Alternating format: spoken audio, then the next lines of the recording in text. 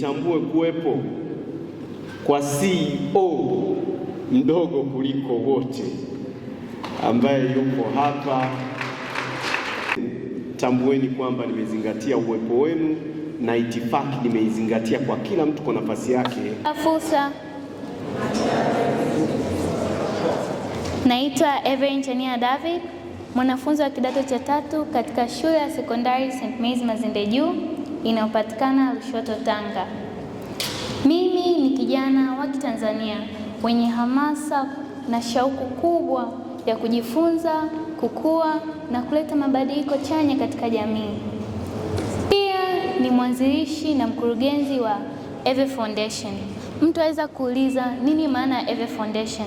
Eve Foundation ni taasisi inayojikita katika kukua na kumwezesha mwanamke, kijana na mtoto, kuwalinda, kuwainua na kuwakuza kupitia elimu, afya na uongozi. Licha ya umri wangu mdogo, nimechagua kuweka mipaka katika ndoto zangu. Nimebeba maono makubwa ya kuleta mabadiliko chanya katika jamii. Leo nimepata fursa adhimu ya kushiriki nanyi na kujifunza katika Youth Business Forum iliyoandaliwa na Ufaulu Project. Kupitia jukwaa hili nimejifunza kutoka kwa viongozi, wafanyabiashara na wataalamu waliotutangulia katika maendeleo mbalimbali na sekta mbalimbali za maendeleo na ujasiriamali. Uzoefu huu umeniongezea maarifa na ujuzi kuendelea kujikita katika kuwainua watoto, wanawake na vijana. Nina shauku kubwa na hamasa ya kuwainua watoto, vijana na wanawake kwa kuwasaidia vijana kujitambua na kujiamini na kukuza vipaji vyao na kuwa viongozi wa baadaye. Kupitia maoni yangu, naamini kuwa ninaweza kuhamasisha wengine waweze kutumia uwezo wao kutatua changamoto mbalimbali zinazowakabili katika jamii. Pia mimi kama mwanafunzi na kiongozi kijana, ninaamini kuwa ninaweza kuhamasisha na kuwakuza watoto, vijana, kuleta maendeleo chanya katika jamii.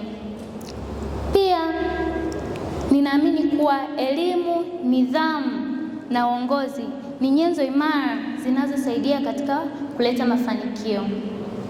Ndoto yangu ni kuwa daktari wa wanawake na watoto, a gynecologist.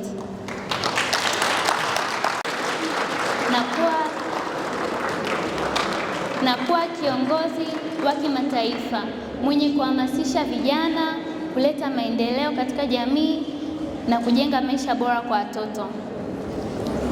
Mwezi huu ninapanga kuanzisha Teenagers Forum Mwanza itakaohusisha vijana wadogo kujifunza na kupata elimu zitakazosaidia katika maisha na afya zao.